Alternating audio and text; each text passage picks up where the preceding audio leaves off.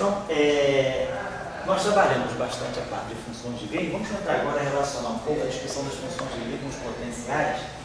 E para a gente começar já o estudo desse nível, a gente fez uma discussão bastante ampla de funções de Green, eu dei algumas referências também para vocês seguirem. Vamos pegar aqui então a seguinte situação. Nós tínhamos visto que a estrutura, né, quando a gente vai, quer dizer, a estrutura que é importante para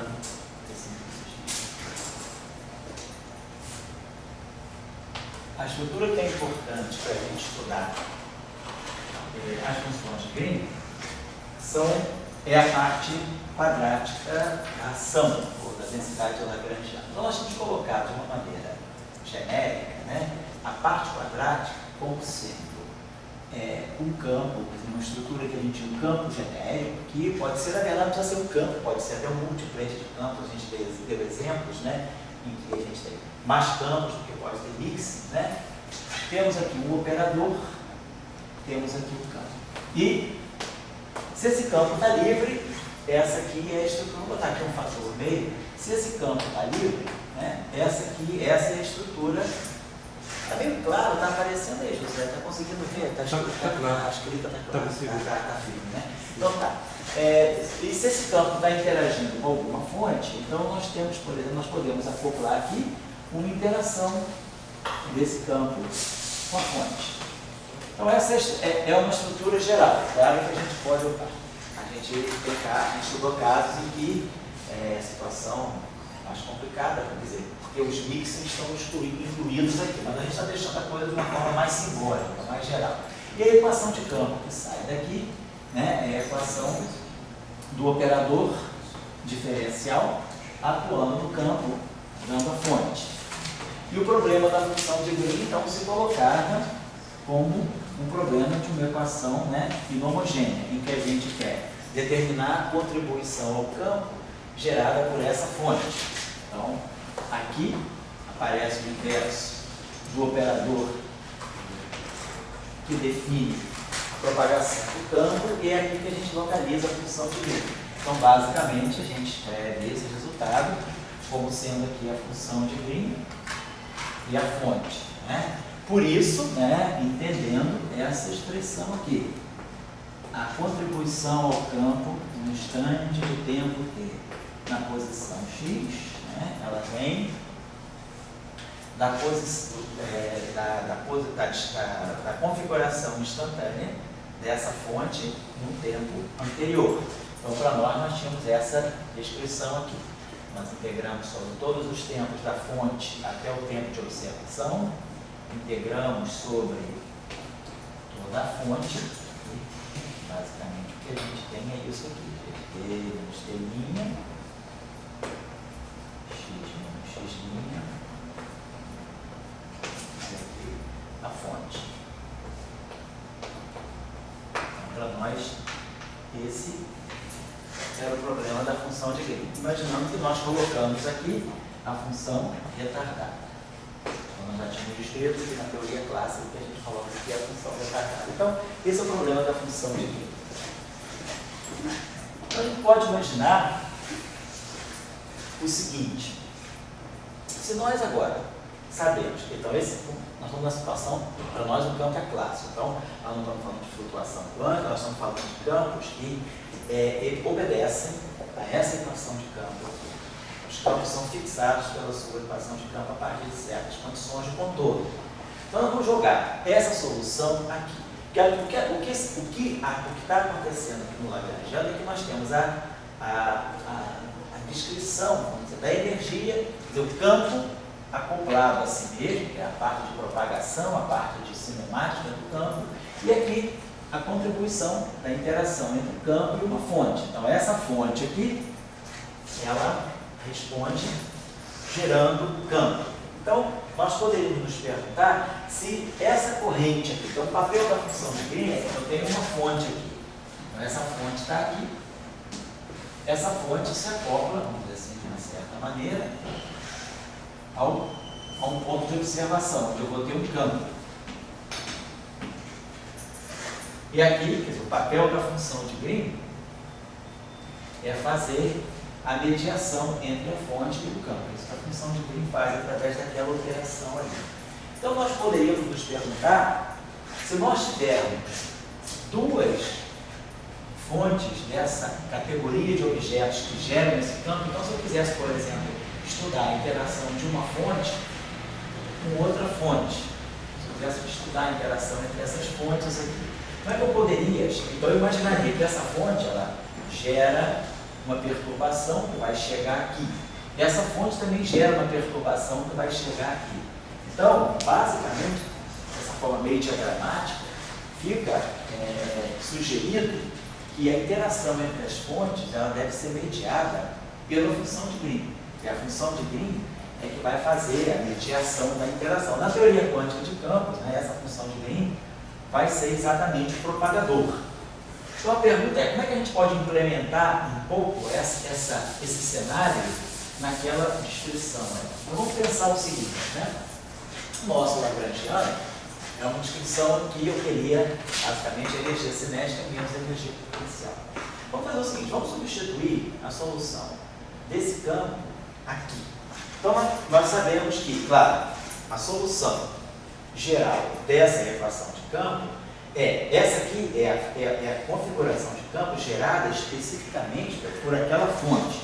A gente pode colocar até aqui um Φj, só para indicar que esse é o campo gerado pela fonte. Mas vamos imaginar que eu quero pegar a solução geral dessa equação. Quer dizer, a solução geral dessa equação é uma solução da equação homogênea mais a solução da equação inhomogênea. Vou colocar assim. Então, para nós, a solução φ geral, ela seria o φ0, que é a solução da equação homogênea. Então, estou supondo que eu estou resolvendo essa equação aqui. Mais a solução Φj, que é gerada pela fonte em particular. Se eu aplicar o operador O aqui é φ, O φ0 dá zero, esse φ0 está indicando a solução da equação homogênea, a equação de campo sem fonte. Né?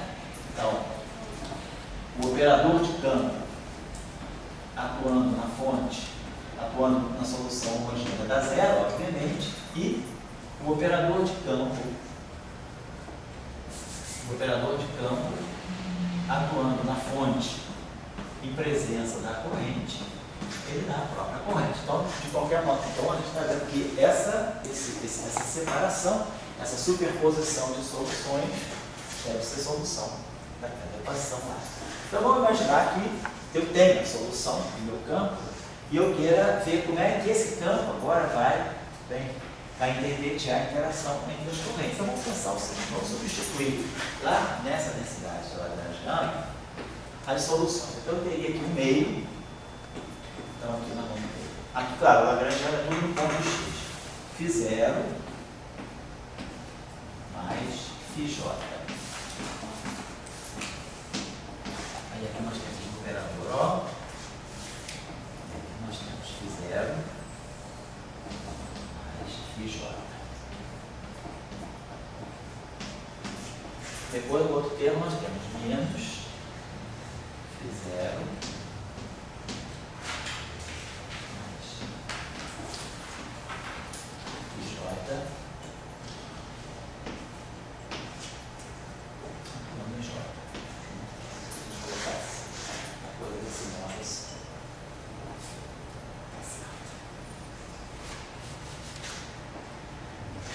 Então, a gente está querendo ver como é que eu posso descrever. A gente pode também pensar aqui o seguinte, né? Esse φ aqui, vamos colocar aqui, eu posso escrever esse, coloquei desse modo aqui. Agora, o φ, a solução, vamos colocar aqui o seguinte, deixa eu escrever assim.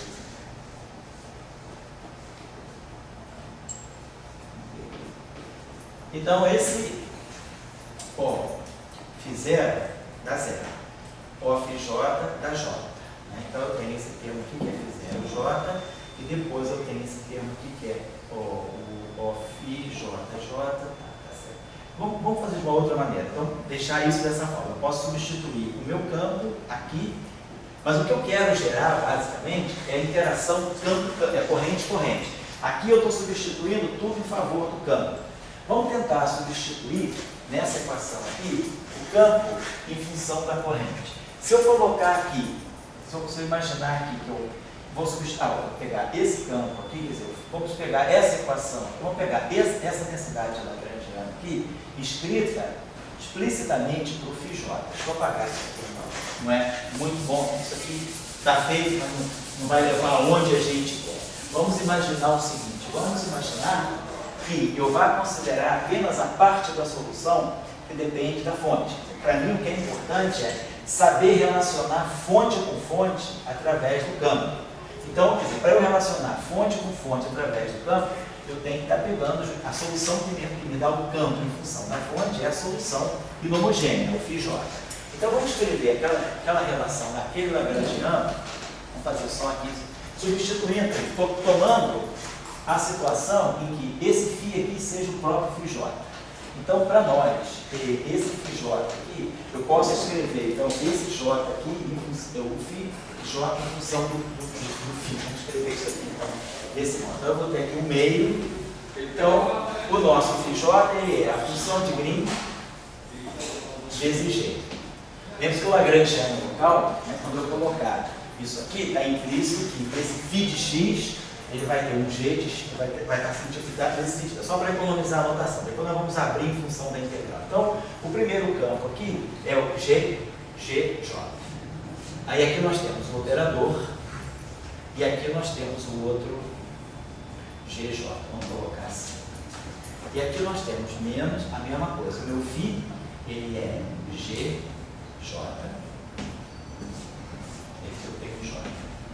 Só substituindo, então, o meu campo φ, estou escrevendo aquela ação lá, que lagrangiano lá, por φJ. Estou substituindo o φJ pelo trocei dele em função da fonte.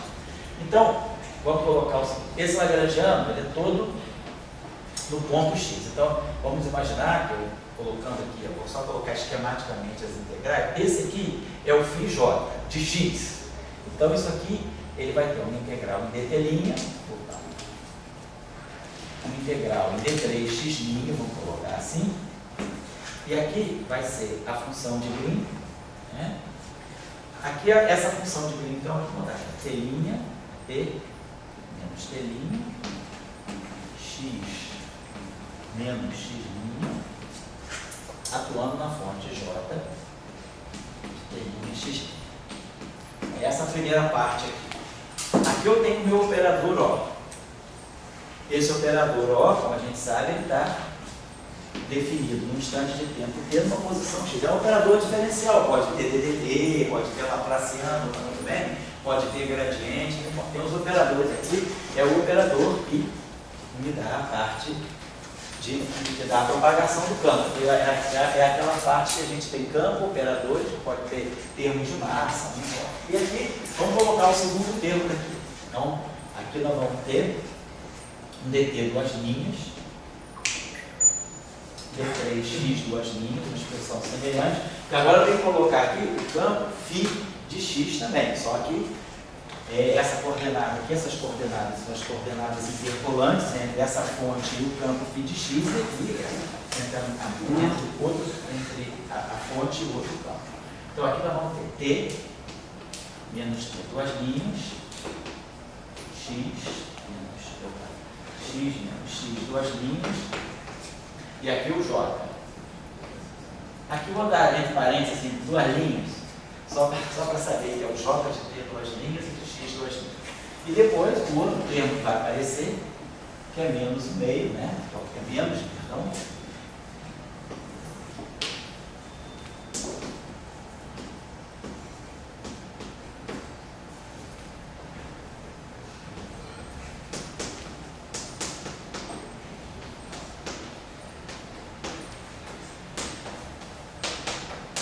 Então, só para substituir a solução do campo gerado pela fonte naquele lagrangiano lá de cima, naquela densidade lagrangiana, levando em conta que o campo φJ ele é gerado pela fonte.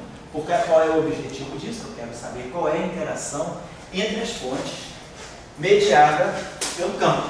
Então a ideia é essa: tem essa fonte se acopla nesse campo e esse campo se propaga. Então, se eu tiver um objeto, uma fonte J aqui, outra fonte J aqui, Como é que eu posso gerar? No fundo, como é que eu vou gerar interação entre cargas se eu tenho a propagação do fenômeno eletromagnético, por exemplo, pela função de Green do fóton? Ou se eu tiver, por exemplo, um outro número quântico, que possa ser o número quântico de cor.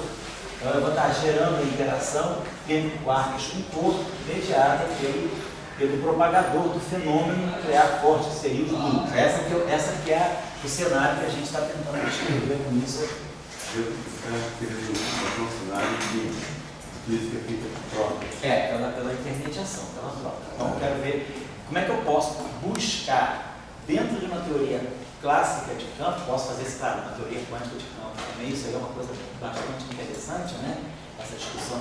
Qual é o potencial que eu posso tirar de uma teoria de campos? Porque normalmente, né, quando a gente já pensou que eu acho que nas aulas atrás, a gente quando se desfaz, né, da noção de força e passa para a noção de potencial e depois passa para a noção de campo, a gente está imaginando que a gente está agora descrevendo a interação por meio de campo. A gente esqueceu a noção de força e de potencial, tem campo. Então, o elétron tem um campo, o pósitron tem outro campo, e o fóton é um campo, e esses campos estão interagindo, e a interação entre elétrons, ou entre elétrons e pósitrons, ela vai ser descrita pela interação que eles têm com os fótons. Mas a gente pode sempre se perguntar, dada uma teoria de campos que seja clássica ou quântica, se eu quiser propor uma teoria de campos para descrever um certo fenômeno, será que eu consigo tirar dessa teoria de campos o limite onde eu possa chegar a um potencial, ou seja, eu possa conectar isso com uma física de mais baixas energias, onde eu descreva esse fenômeno pelo potencial? Na eletrodinâmica quântica, nós não estamos mais falando de potencial colombiano, a gente fala do propagador do fóton, mas a gente sabe que no limite de mais baixas energias, eu posso falar que a interação entre cargas ela é mediada, ela é feita através de um potencial. Existe uma força de Coulomb, um potencial de Coulomb, ou um potencial magnético, não importa, existe um potencial que me descreve uma situação de interação. Eu quero saber, então, no momento que eu estou com uma teoria de campos, como é que eu leio o potencial? Para saber se, por exemplo, eu estou diante de um modelo. Bom, se eu, por exemplo, agora a gente está diante da possibilidade de existência de uma quinta força, eu tinha mandado aquele para você, né? Com uma referência interessante sobre a possibilidade de uma quinta força de longo alcance entre spins, né? Um resultado que saiu aí na Science cerca de um mês atrás.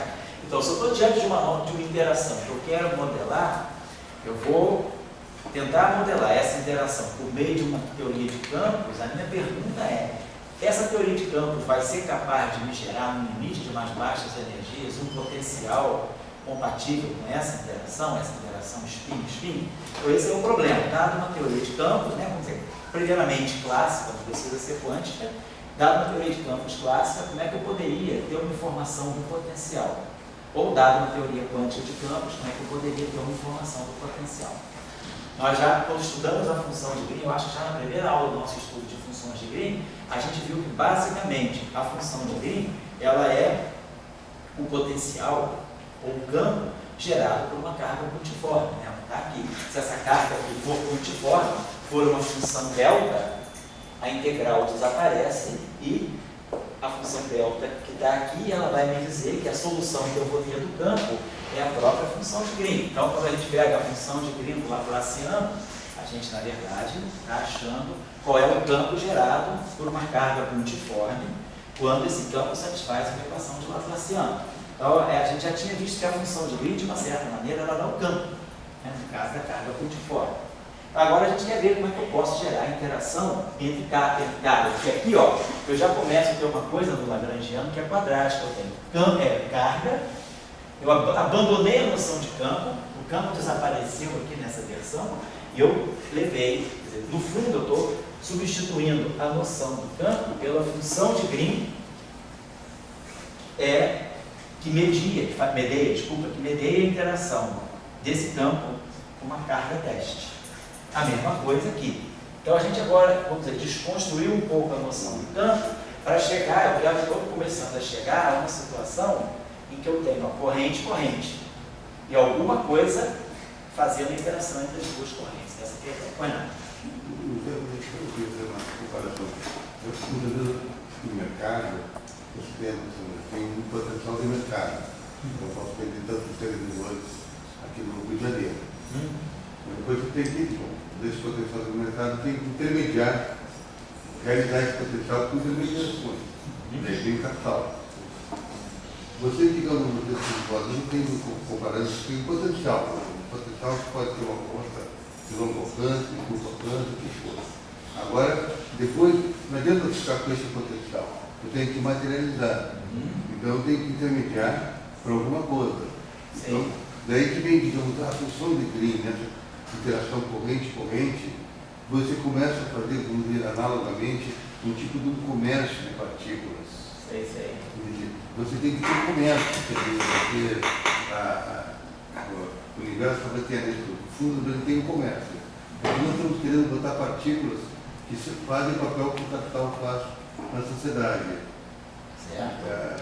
Então, quer dizer, a ideia toda da teoria de Gage, assim, o que eu entendo de teoria de Gage é que ela justamente precisa de intermediações.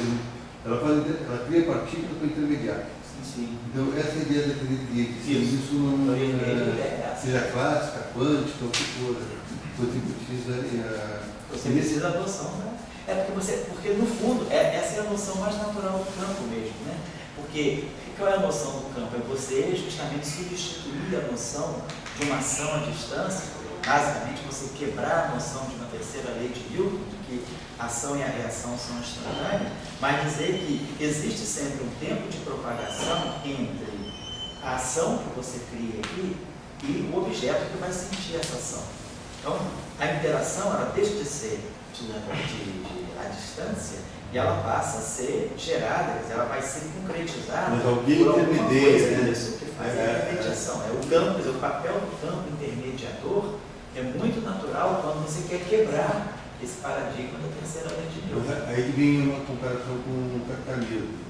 Eu acho que o capitalismo, ele intermedia uma pessoa e aquele televisor. Sério. O capital. Só que aqui, na física, na natureza, tem regra de seleção. Não é qualquer coisa que você tem regra de seleção para acontecer isso. E no capitalismo não tem regra de seleção. Por isso que é chamado de amoral. Assim, essa coisa, primeiro que comparar a teoria de Gage com o capitalismo. E daí a necessidade da física, só existe física se você conseguir intermediação. Isso me parece que é o postulado de a teoria de Gage é essa, substitui a interação de contato exatamente por alguma coisa, você introduz o campo propagador, que vai fazer a mediação da interação. Então, você está falando de regra de seleção, por exemplo, na teoria de campo, na física, as regras de seleção importantes para nós são as simetrias. Por que certo campo, para poder gerar interação entre cargas, por que esse objeto tem que ter espinho? Por que se eu não soubesse, por exemplo, se eu tivesse o conceito de carga elétrica, se quisesse imaginar um objeto que faça a interação entre essas cargas elétricas, por que esse objeto deveria ter espinho e não espinho? Vamos dizer que se eu não conhecesse o eletromagnetismo pelas equações de Maxwell, se eu tivesse assim, se eu partisse da relatividade especial e dissesse, eu quero descrever a interação entre cargas que podem se atrair ou podem se repelir. Ou eu quero introduzir, eu quero descrever a interação entre objetos que sempre se atraem. Paulista está com frio? Os cariocas não? Não.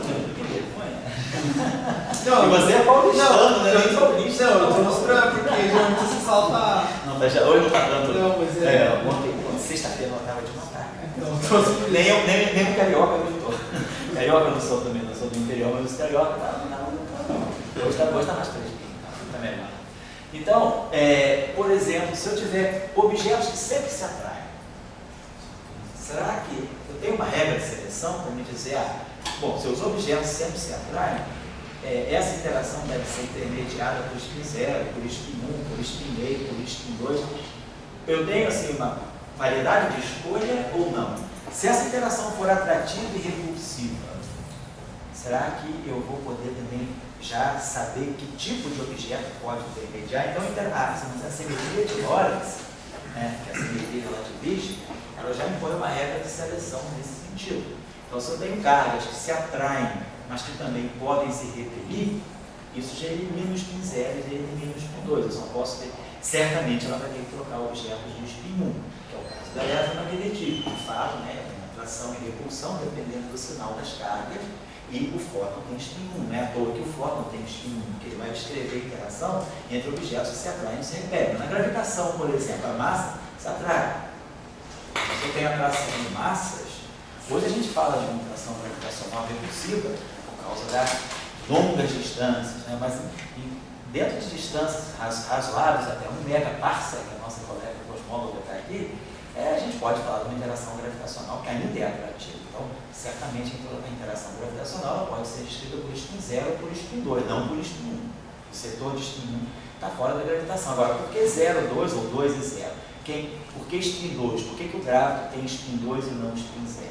Aí tem outra característica da interação que é uma regra de seleção que diz por que o campo gravitacional deve ser intermediado por um objeto de spin 2 e não spin 0. Porque há uma interação gravitacional com a radiação elétrica. O eletromagnetismo interage gravitacionalmente.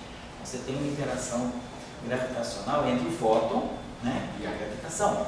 Então, o fóton persegue o campo gravitacional, havendo o chamado encurvamento, né, o desvio da radiação eletromagnética. Então, para que haja esse desvio, para que o fóton ou a radiação eletromagnética, ao passar no campo gravitacional, ela sofra aquele bending, o único jeito é que o gráfico tenha um spin 2. Se o gráfico tivesse spin 0, isso não iria acontecer.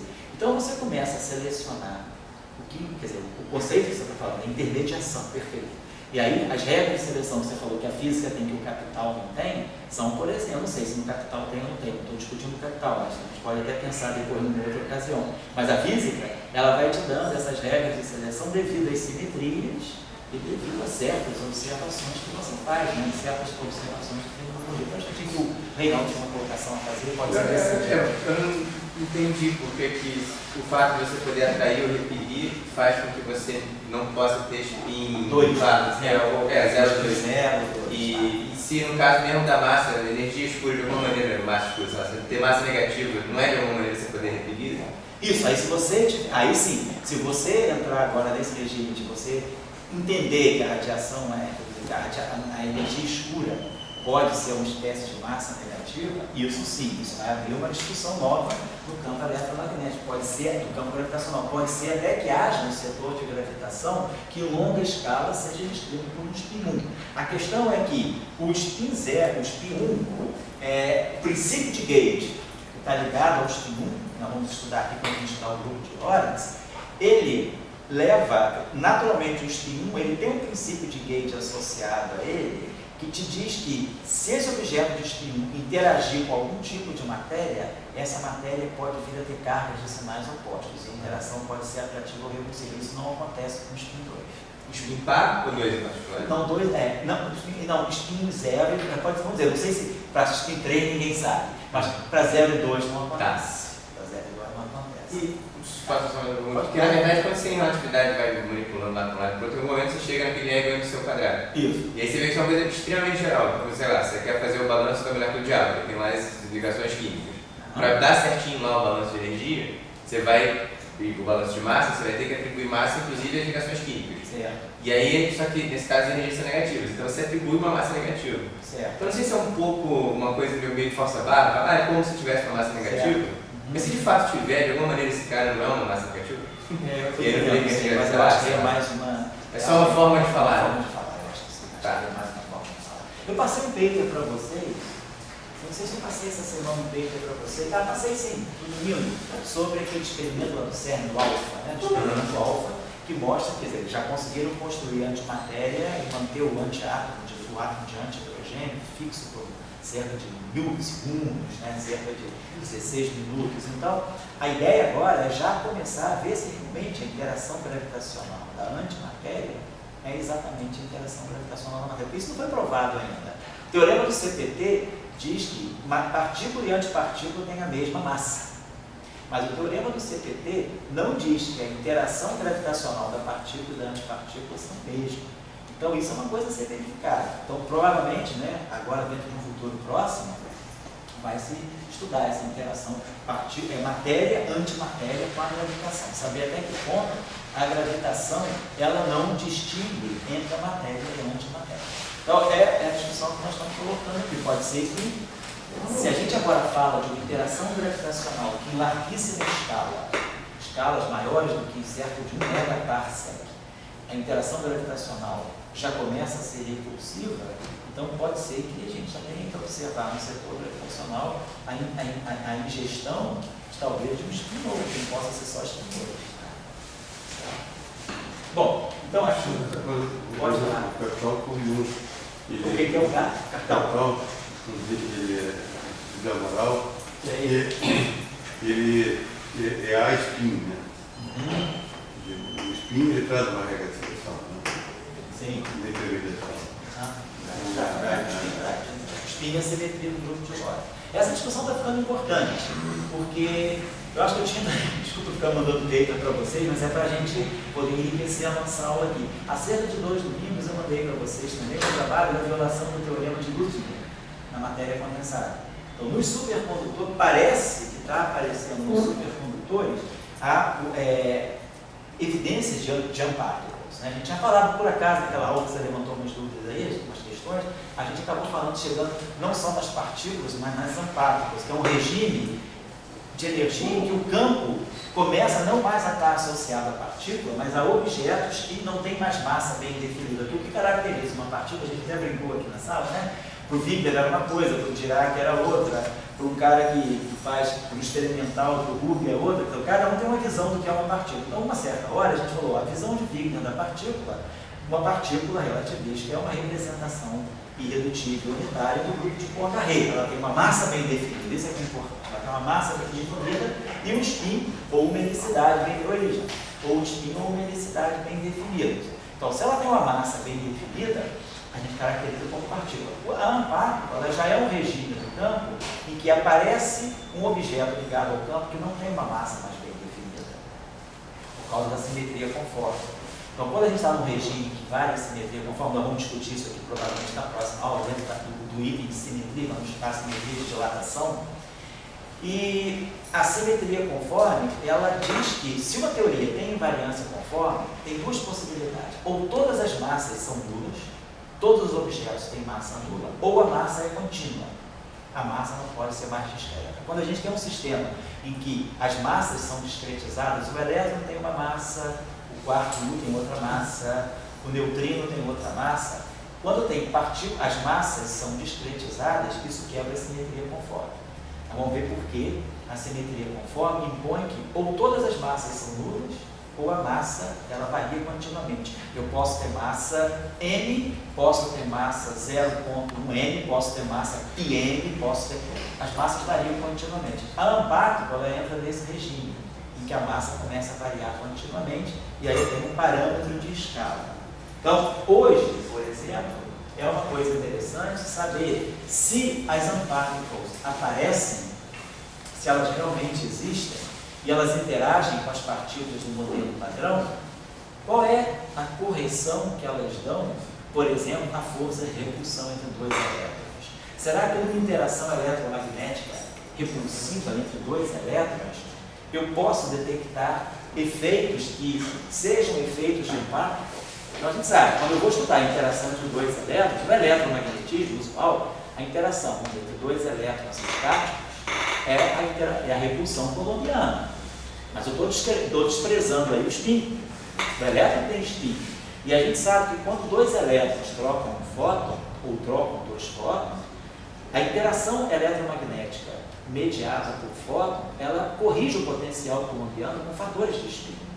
Então, o potencial colombiano é o potencial colombiano mais as correções devido aos spins do elétron. Porque, claro, se o elétron tem spin, ele tem momento magnético. Então, no fundo, o outro elétron está vendo o campo magnético do primeiro e o segundo está vendo o campo magnético e o primeiro está vendo o campo magnético do segundo. Então, tem interação de momentos de polo magnético também, e a troca de fótons descreve muito bem isso.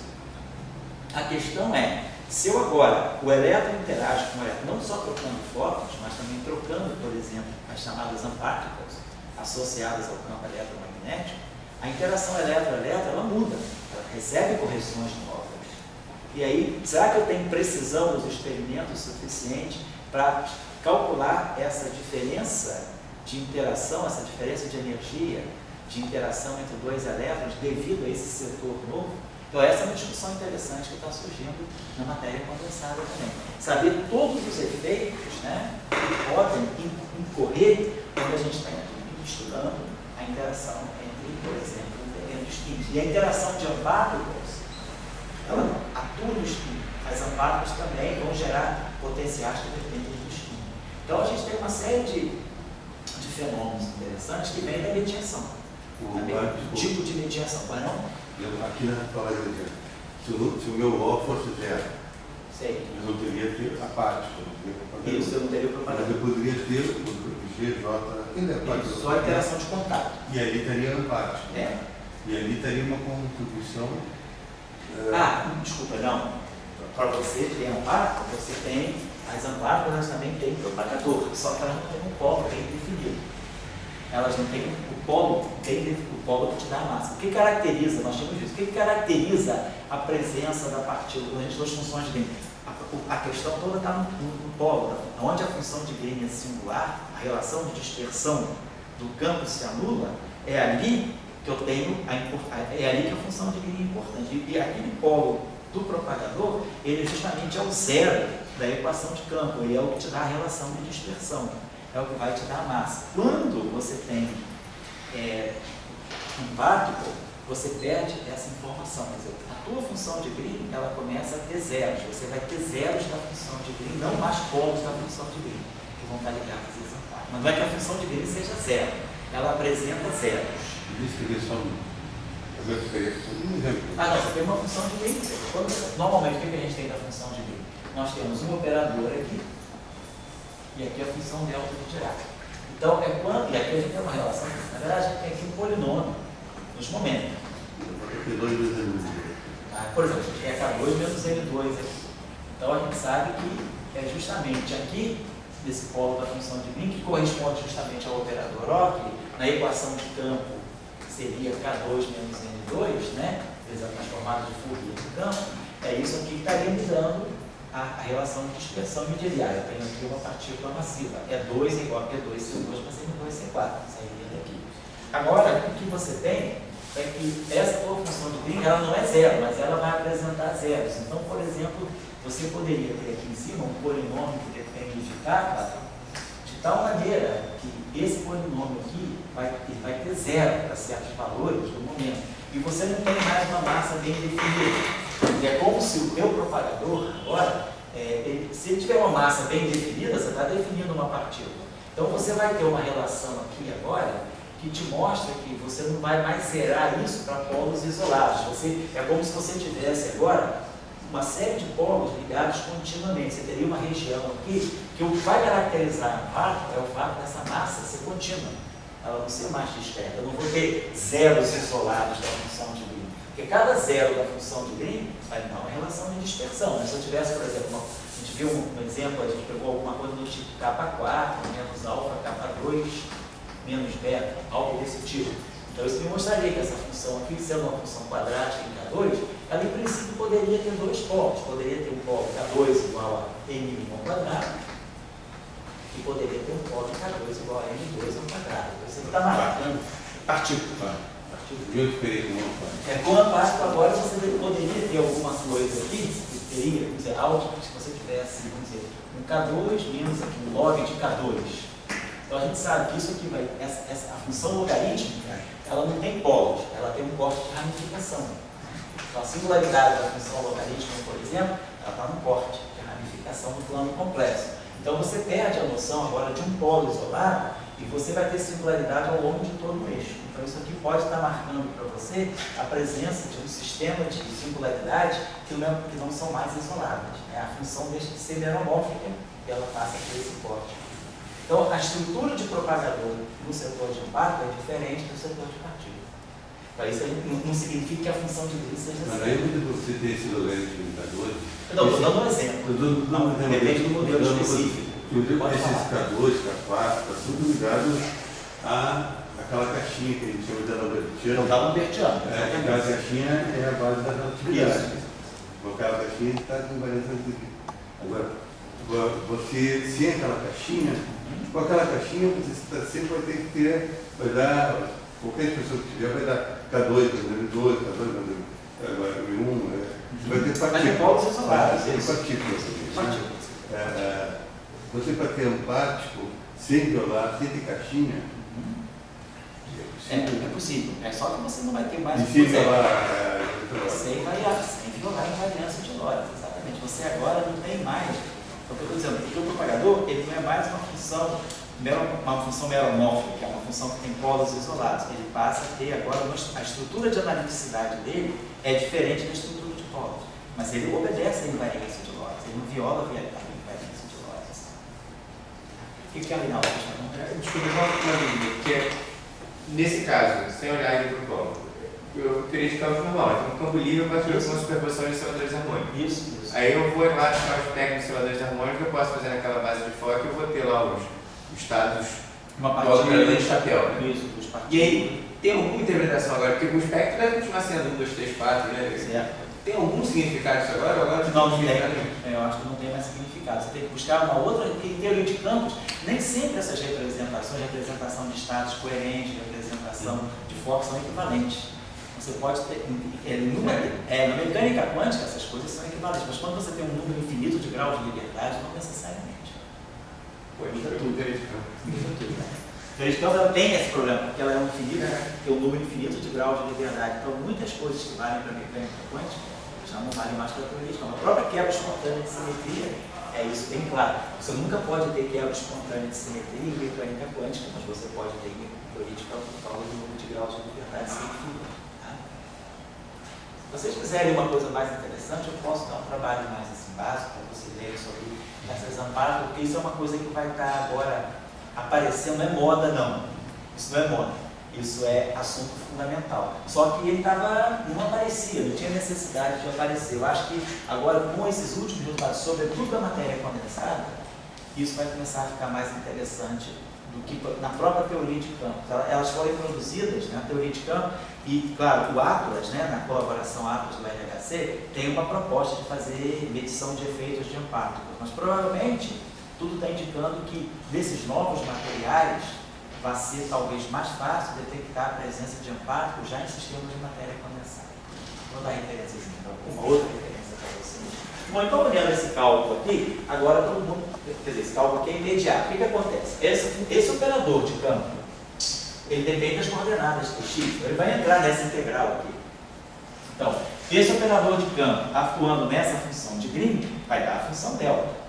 A função delta vai dar um delta de t menos t duas linhas, delta 3 de x menos x duas linhas. Esse delta que vai aparecer aqui vai cancelar essa integral e vai fazer tudo que é duas linhas aqui ser uma linha aqui.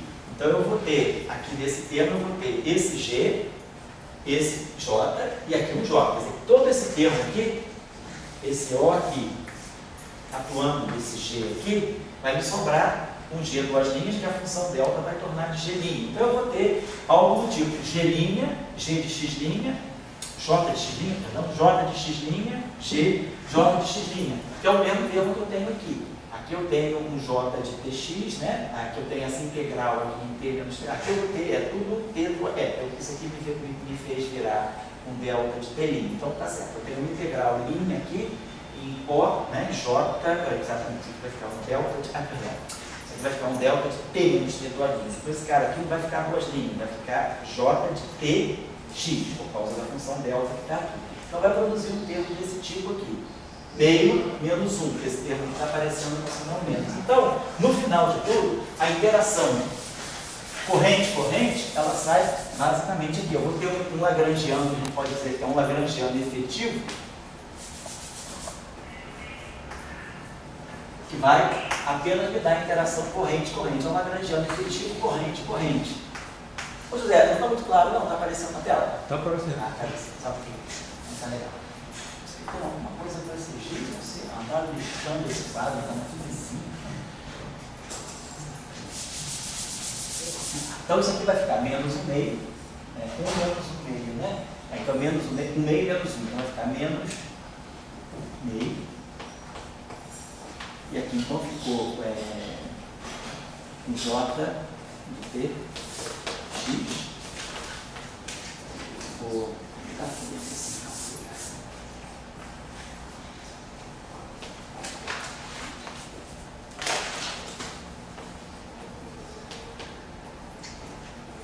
coseno J de Tx, né?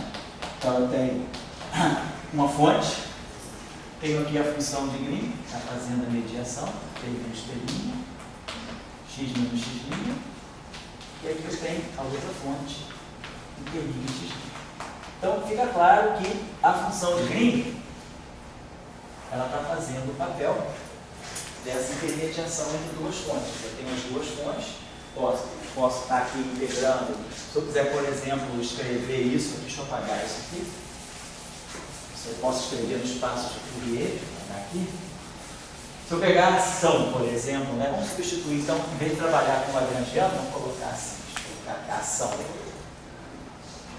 Então, vamos colocar aqui uma ação efetiva, né, uma interação corrente. Então, há uma diferença, sendo a ação, eu vou ter apagar isso aqui, vamos colocar assim, a gente tem esse fator meio aqui. Então, devido a ser a ação me traz a integral em t e x. E aquela mediação da função de Green, ela me trazendo a integral em t' de 3x'.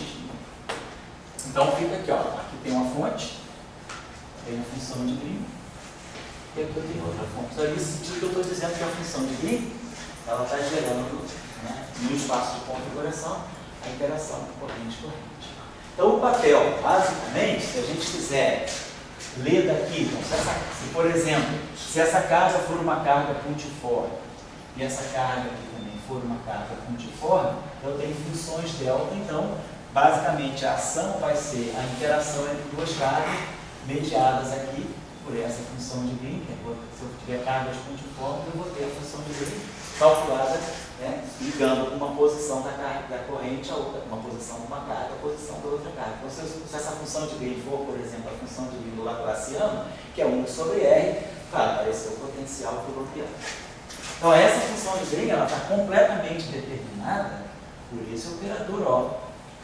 Então, se for um problema de Laplaciano, é a função de Green do Laplaciano. Se for um problema de um Laplaciano com massa, é o potencial de um cabo. Então, é o O, é o operador de onda, que vai governar essa função de Green. Então, a interação entre cargas, ela fica sendo mediada pela função de Green. Então, o papel da função de Green, quer dizer, na teoria quântica de campos, a função de Green é o propagador. Então, o propagador está substituindo o papel do potencial. Porque antes eu tinha isso, eu tenho a carga, J, ela gera o campo aqui, o ponto aqui. Agora eu estou abrindo mão da noção de campo, estou dizendo que eu vou querer ver a interação entre carga e carga. Então, se eu tiver duas cargas, essas duas cargas vão interagir, trocando a função de Green, que é a função de Green dos campos que fazem a mediação da interação. É isso que eu estou querendo colocar para vocês. Então, se a gente, por exemplo, no eletromagnetismo, né, coloca aqui o propagador do fóton, vamos ver na teoria relativista. Ei, cara, sobreviveu à Patagônia? Pois é. Depois eu conto para você. Eu tenho que mandar as fotografias. Domingo manda pro grupo todo. Coloca as fotografias aí. Já botou no Facebook? Manda teu. Não, depois eu conto para o senhor. Coloca pra nós aí. Valeu a pena? Valeu a pena? Depois eu conto para o senhor. Então já viu. Teve problema aí no meio do caminho. Sobreviveu, né? Então tá bom. Eu estava até preocupado. Eu ia ficar 3 semanas, ficou um pouquinho mais, não ficou? É porque teve feriado. Ah, fala disso aí, sem dúvida, né? Então tá jóia. Então, basicamente era essa só a observação que eu queria fazer para vocês, né? E, por exemplo, os detalhes, né, da função de Green, o campo, nós estamos lembrados, aí nós estudamos, aí vimos que se o campo tem índices, né? Então eu posso ter uma função de Green escalar, nós podemos ter uma função de Green com índice vetorial, nós podemos ter uma função de Green com índice tensorial, nós podemos ter uma função de Green com índice espinorial, alfa, beta. Então, a função de Green, ela vai estar ligando as correntes. Então, a estrutura de índices da função de Green é que vai me dizer o spin, né? Essa função de Green é escalar, o spin é zero. Essa função de Green é vetorial. ela está tratando alguma coisa que tem spin 1. Essa função de Green aqui, por exemplo, se ela for tensorial e simétrica, ela está fazendo alguma coisa que pode ter spin 2 e spin 0. Essa função de Green aqui está ligando objetos de spin meio. Então, o spin, a função de Green, ela carrega o spin, e aí o que o Dória fala da regra de seleção, para ter invariância rotacional numa teoria não relativística, ou para ter invariância de Lorentz numa teoria relativística, esses índices aqui estão todos casados. Então a função de Green ela vai acoplar essa fonte que deve ter o seu spin com essa fonte que deve ter o seu spin. Se a função de Green é com dois índices, é porque, se essa função de Green, por exemplo, ela tem índice I, J, é porque ela tem que estar acoplando uma corrente JI com uma corrente J índice J. Então essa função de Green aqui, ela vai estar acoplando um objeto de spin 1 com outro objeto de spin 1. Então ela vai trazer a informação de que esses spins interagem. Então é por isso que a função de Green ela vai dar sempre correção que depende do spin.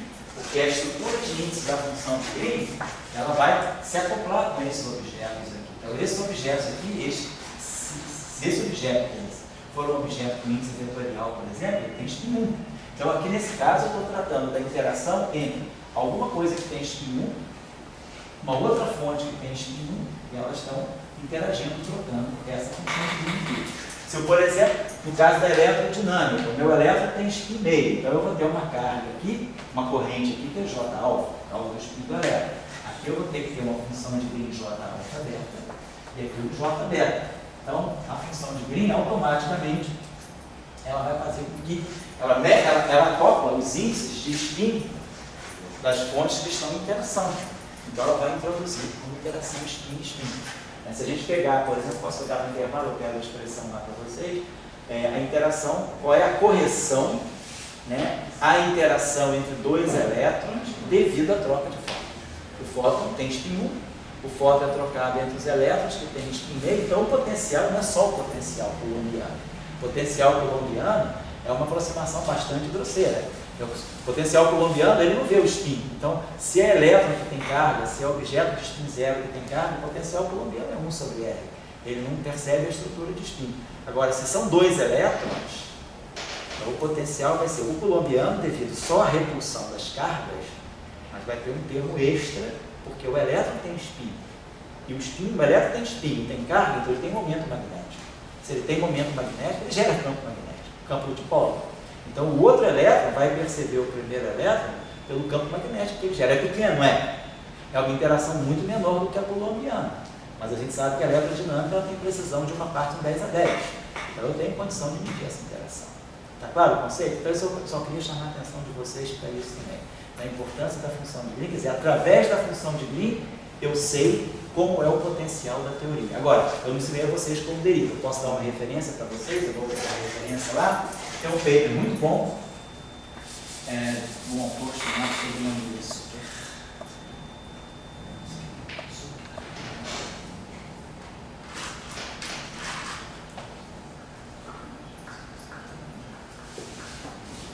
E é um potencial electron. Não, é exatamente, o paper dele é potentials.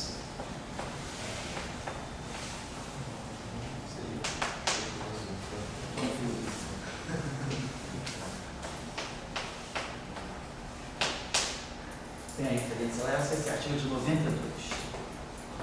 Vou trazer a referência para esse. Mas então ele mostra como é que a gente pode, e aí você tem que saber como extrair o potencial. Tem métodos simples para a gente poder extrair o potencial a partir da função de Green. Mas o que é importante é isso. A função de Green, ela dá essa informação para nós também.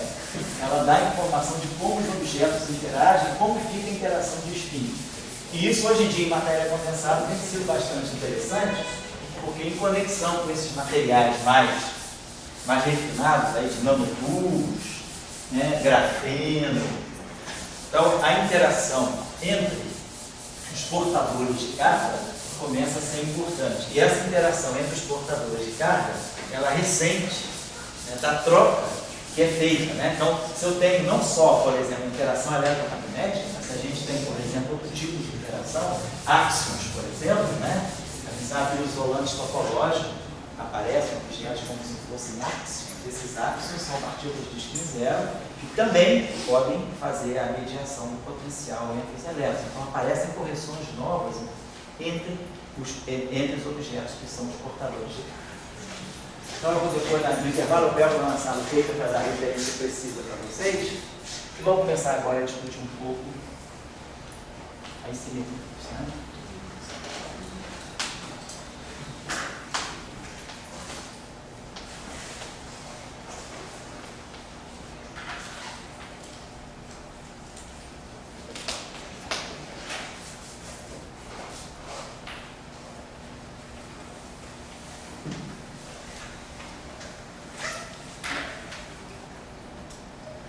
Bom, então todo mundo já tem uma visão aí da graduação, a importância da simetria, né? Todo mundo já tem uma experiência com a mecânica newtoniana, simetrias, leis de conservação, problema planetário, conservação do momento angular, né? problema do campo central, simetria rotacional. Depois na mecânica quântica a gente tem vários tipos de simetria de paridade, simetria de reversão temporal, as simetrias também usuárias na mecânica clássica. A mecânica quântica, tipo simetria rotacional, conservação do momento angular. Então a gente já sabe que as simetrias, né, são importantes e elas estão sempre associadas, né, basicamente, à degenerescência. Tanto clássica quanto quântica. Né? Então eu tenho um problema com simetria, eu devo ter várias soluções, diferentes soluções, né, para o mesmo problema. Se a gente, por exemplo, tem uma equação desse tipo, assim, né? Você tem um operador O aqui, atuando no campo, dando uma fonte, né? Então, se esse operador aqui é inversível, eu tenho uma solução única para esse problema. Mas se esse operador aqui não é inversível, se ele é singular, significa que eu devo ter eu posso ter diferentes soluções, né, para o mesmo problema. A solução não é única.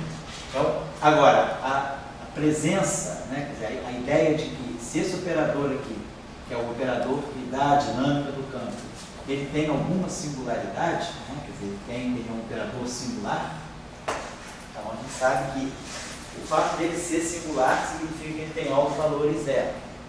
O determinante dele é zero.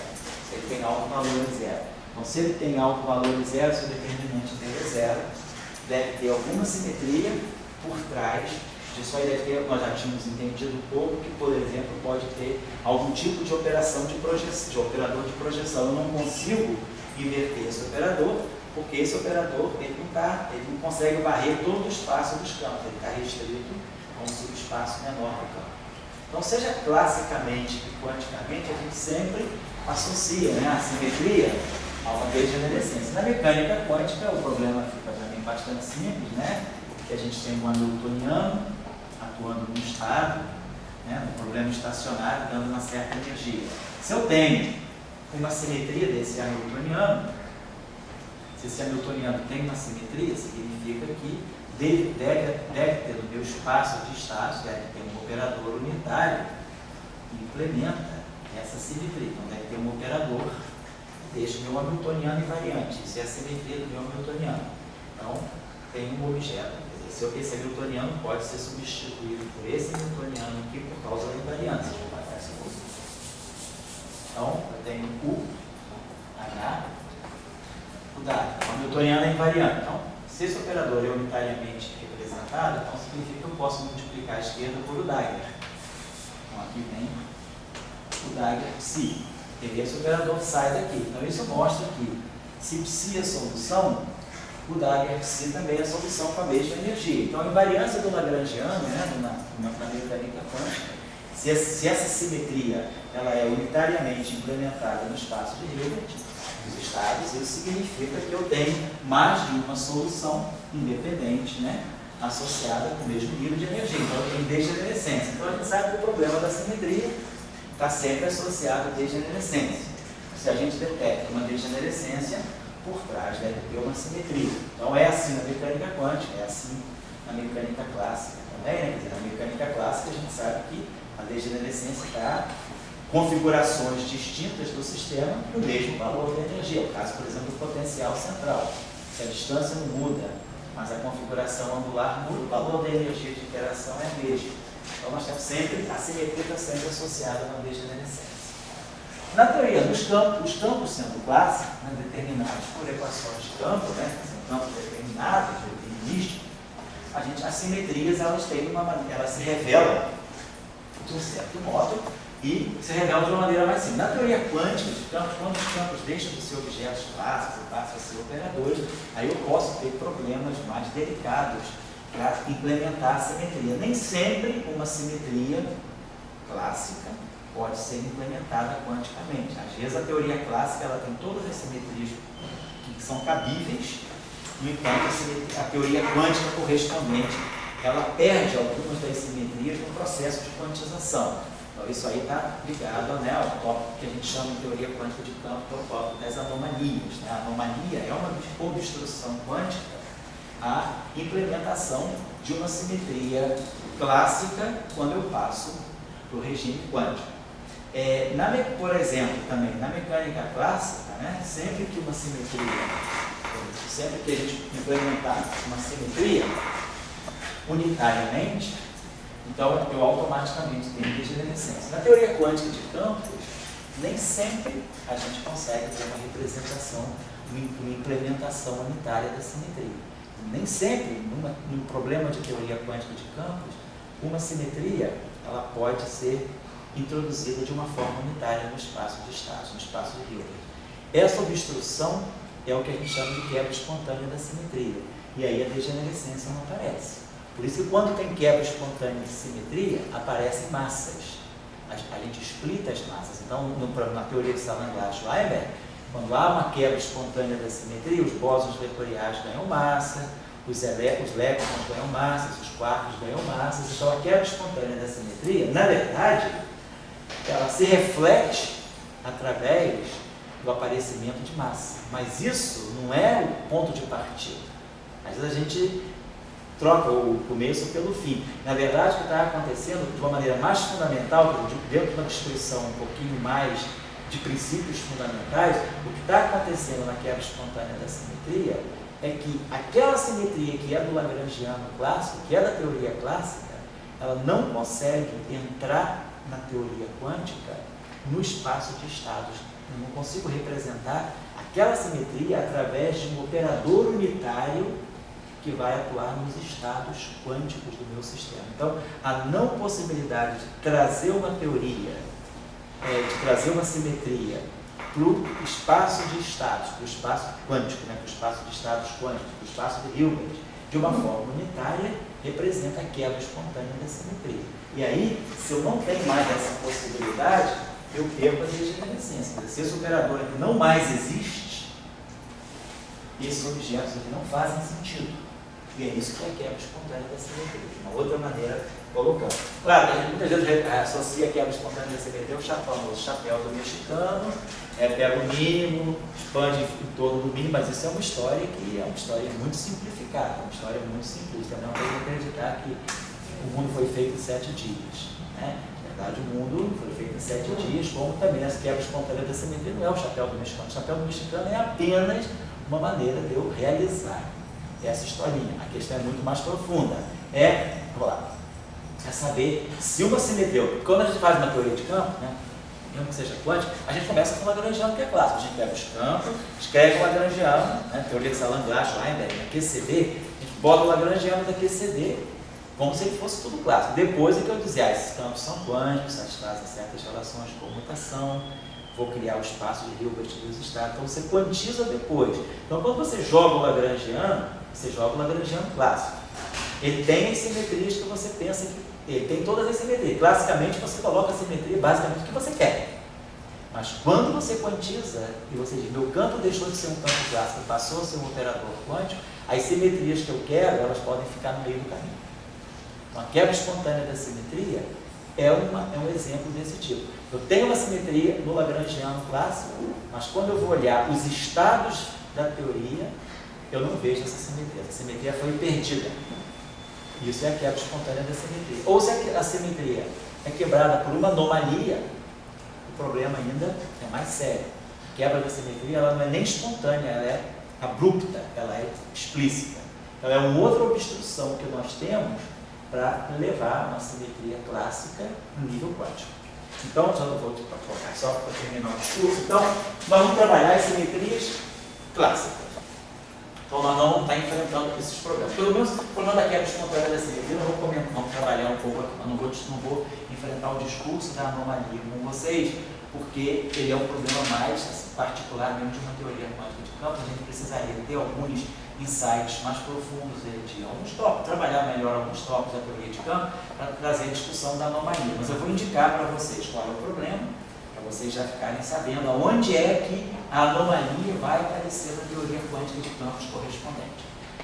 Numa teoria clássica, né, então, classicamente a gente pode falar da quebra espontânea da simetria, imaginando o que significa ela quando a teoria for quantizada. Quer dizer, a quebra espontânea da simetria também é um problema típico da teoria de campo, ela não aparece na mecânica quântica. Em mecânica quântica, nós nunca vamos detectar a mecânica quântica com um número finito de graus de liberdade, mecânica quântica de partícula, nós não vamos detectar uma quebra espontânea da simetria, porque existe um aparato matemático que garante que toda simetria ela pode sempre ser colocada de forma unitária dentro da mecânica quântica, que é o chamado teorema de von Neumann. Ele diz que toda simetria, que é uma simetria das relações de comutação canônicas, ela pode sempre ser implementada de forma unitária no espaço de Hilbert. Então, eu não vou ver quebra espontânea da simetria em mecânica quântica. Então, se eu escrever o chapéu do mexicano para um problema de mecânica quântica, não tem quebra espontânea de simetria. Se eu escrever o chapéu do mexicano para uma teoria de campos, onde eu não tenho mais partícula e nem função de onda, função de campo, aí eu vou ter a quebra espontânea da simetria, porque o teorema de von Neumann ele falha na teoria de campos, porque a teoria de campos pressupõe um número infinito de graus de liberdade, que não é mais um número infinito.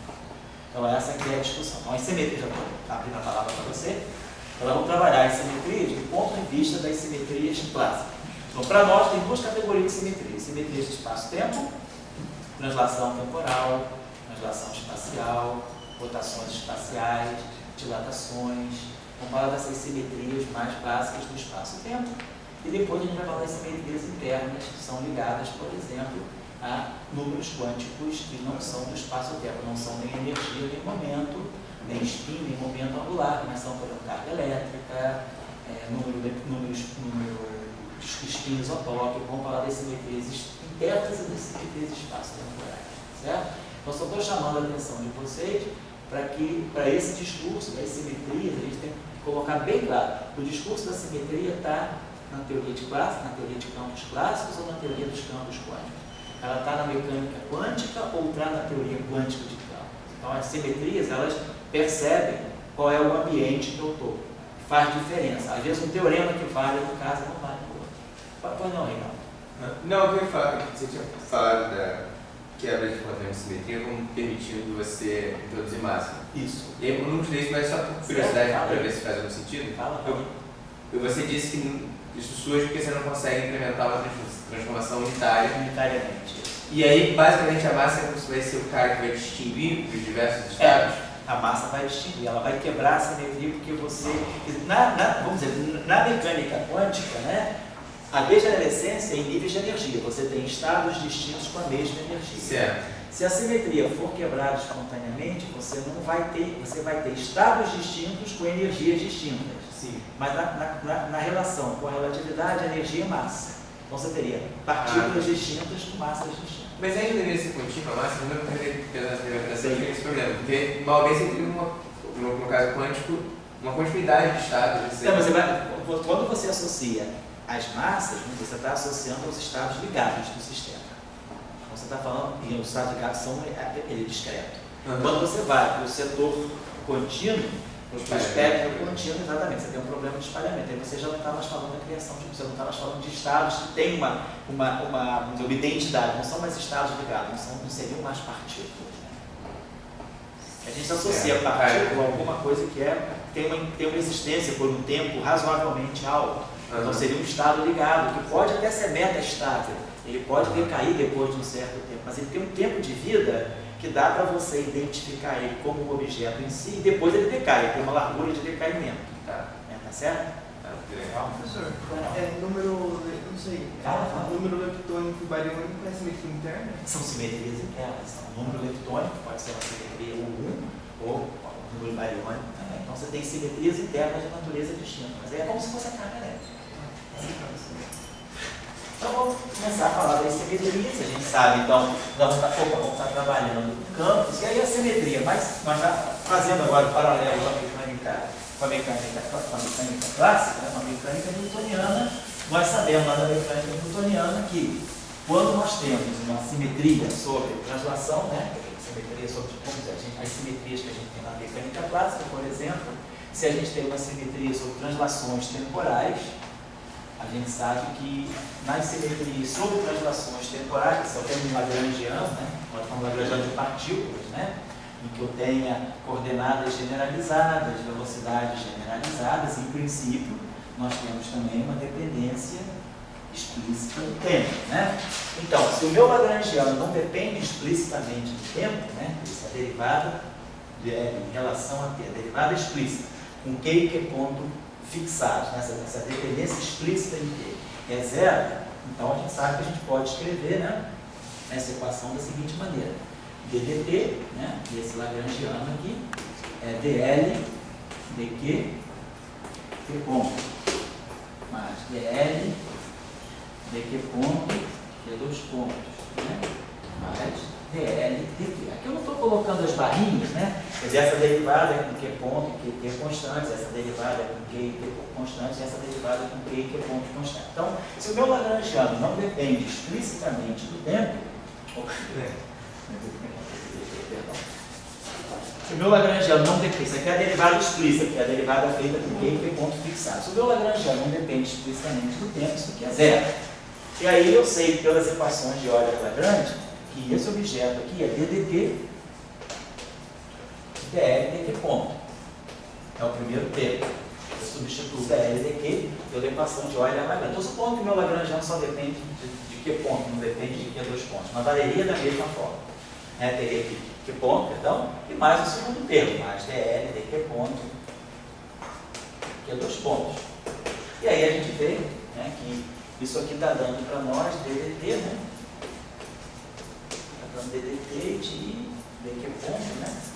De dl dq ponto, dl dq ponto,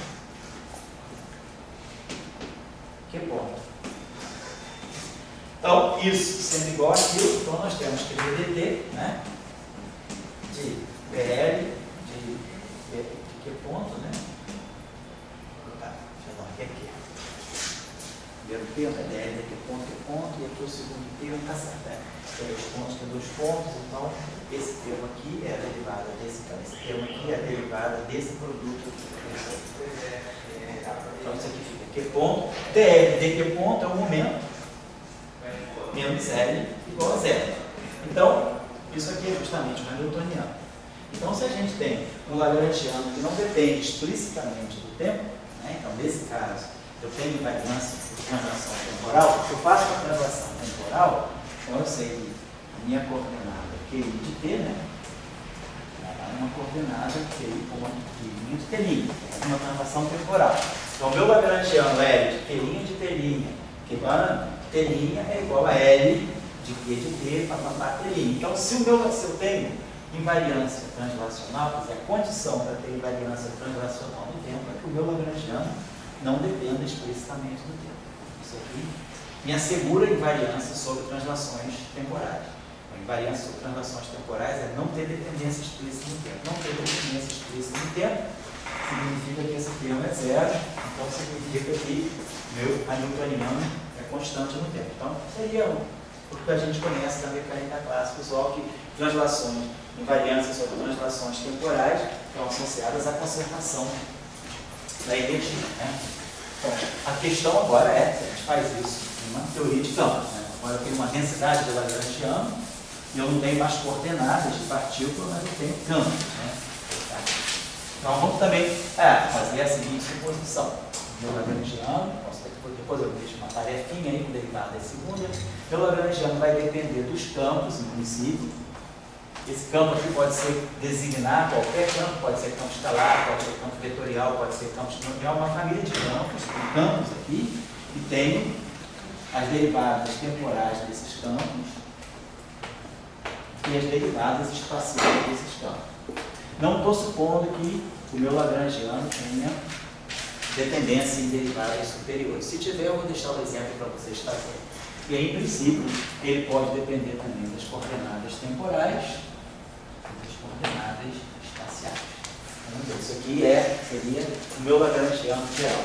Por exemplo, nada me impede, né, de eu ter um lagrangiano que depende, por exemplo, dos campos, pode depender das derivadas primeiras temporais dos campos, pode depender das derivadas temporais segundas dos campos, pode depender das derivadas espaciais primeiras, pode depender das derivadas espaciais segundas, e pode depender de três. Poderia ter um lagrangiano, né? Que é o que a gente chama de lagrangiano com derivadas superiores. Então, se eu tirar as equações de Euler-Lagrange aqui, como ele tem derivada segunda aqui, né, a minha equação de Euler-Lagrange vai passar, ele pode ter derivada quarta. Então, eu teria uma equação com derivada segunda. Mecânica clássica, né? Geralmente a gente não usa derivada segunda, porque a derivada segunda já é a aceleração.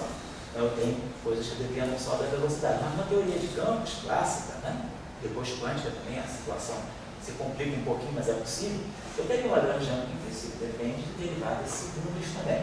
Claro que as equações de Euler-Lagrange que saem daqui diferem dessas aqui, porque eu teria, né, como vocês sabem, aquela regra de integração por parte, quando a gente faz o princípio variacional, a gente jogaria termos novos. Bom, eu vou deixar isso aqui já preparado como tarefa para a gente rediscutir a questão das simetrias nessa situação aqui.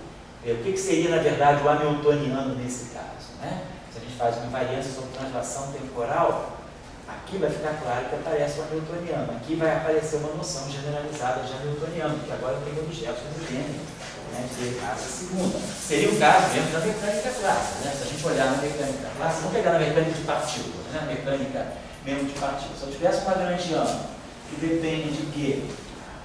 Que ponto? Que dois pontos? T? Né? A invariância, então, as equações de Euler-Lagrange nesse caso seria D2, dt2, de dl, dq dois pontos, menos ddt, de dl, dq ponto, mais dl, dq. Então, essas seriam as equações de Euler-Lagrange. Agora, nesse caso, né? Tem derivadas superiores, derivadas segundas, né? O que significaria, né? Uma lagrangiano depender agora da derivada segunda temporal. Se eu tiver isso aí, a gente faz o princípio variacional e vê que vai dar isso aqui. Se eu agora tenho invariância sobre translações temporais, quer dizer, o meu lagrangiano agora não depende explicitamente de T, então a dependência,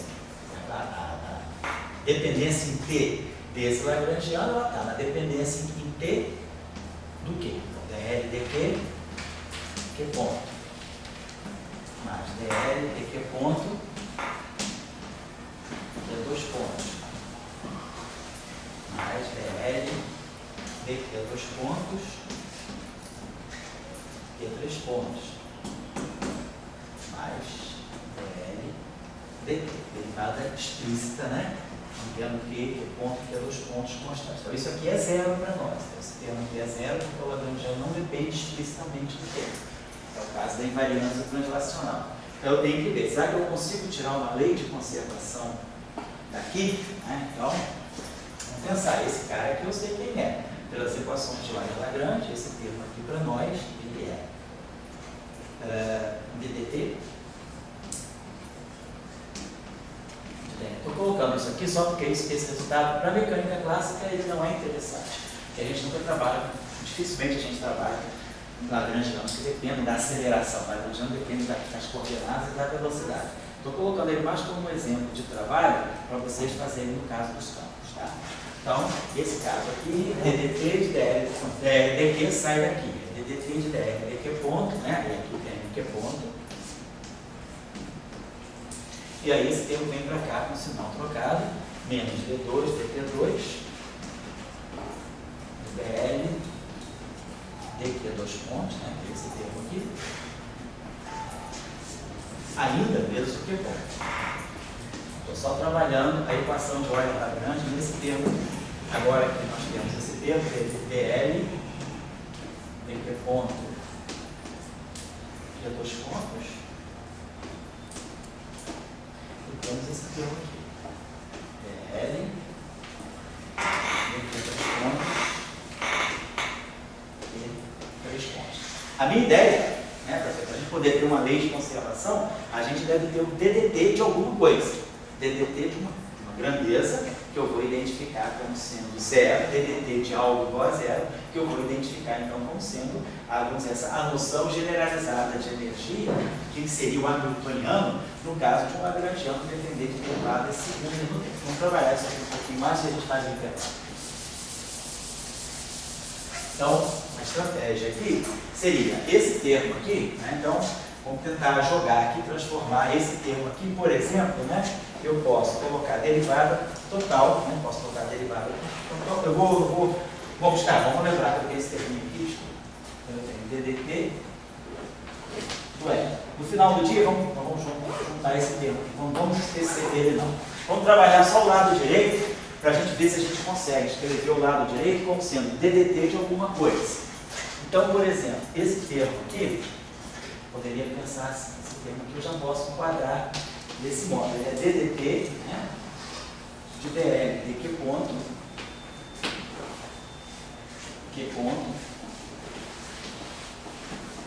esse termo aqui, menos DL de Q ponto, Q dois pontos. Eu fiz isso aqui, né? Fiz isso aqui. Esse termo aqui é a derivada desse vezes esse. Então eu trabalho a derivada do produto e retiro a derivada do segundo fator. É esse aqui. Então, isso aqui.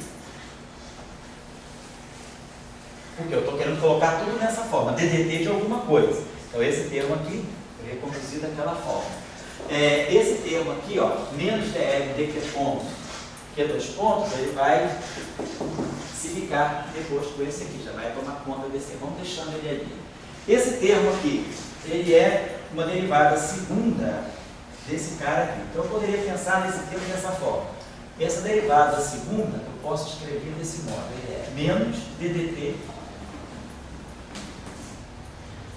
do DDT do DL daqui a dois pontos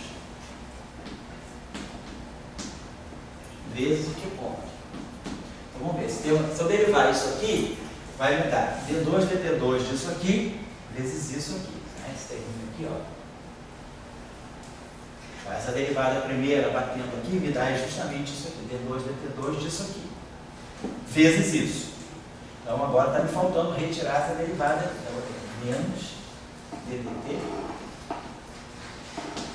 do DL daqui a dois pontos, Q2 pontos, né? Esse termo aqui. Certo? Então eu preciso retirar esse termo aqui, vamos escrever assim. Esse termo todo aqui